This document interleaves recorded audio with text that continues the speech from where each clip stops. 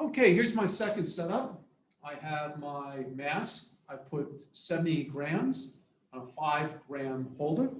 So I've got a total of 75 grams here, or 0.075 kilograms. It's important that when you do your calculations for K, that you actually calculate it based on kilograms, not grams.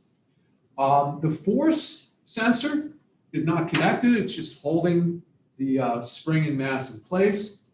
And I now have this motion sensor, which is plugged into the digital inputs right here. So unplug this, plugged in the new sensor. Again, the force sensor is not going to be used. Just the motion sensor is going to be used here. So what I'm going to do is I'm going to set this in motion. And by the way, I have this set up on the tabletop just because with the streaming camera, it's difficult for me to show the whole thing with the sensors on the ground. Don't do this yourself because, first of all, this motion sensor doesn't work so well if the mass is too close to it. Secondly, if the mass goes down too far, it could damage the motion sensor. So again, motion sensor is typically on the floor. Mass is far enough away from it that it will record a good value, but it's also going to not damage the sensor. You want to set this in motion with enough amplitude, okay, just like that. Record on the computer, okay, record 1, 2, 3, 4, 5, 6, 7, 8, 9, 10. I seem to have a good view right here, so I'm going to stop this. And now I'm going to move the camera up to my data. Right? You can see that right here. This works better the closer that I can get to it. But again, it's a streaming camera.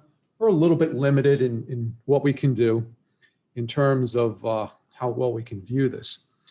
But you're going to select the coordinate tool, okay? You click on that, then you click the delta, and notice I'm measuring from this peak to this peak. Now that first 2 peaks, it shows 0.72 seconds, okay? So that's my first delta T. Delta T is not the time that it happened. It's a difference between one peak and the successive peak. So I move my delta tool to the next peak, okay? I'm going to measure between those 2 peaks, all right? So I'm going between the second and the third peak, okay? That delta is 0.74. Then I go from the next peak and this peak, okay? Again, another 0.74, record that.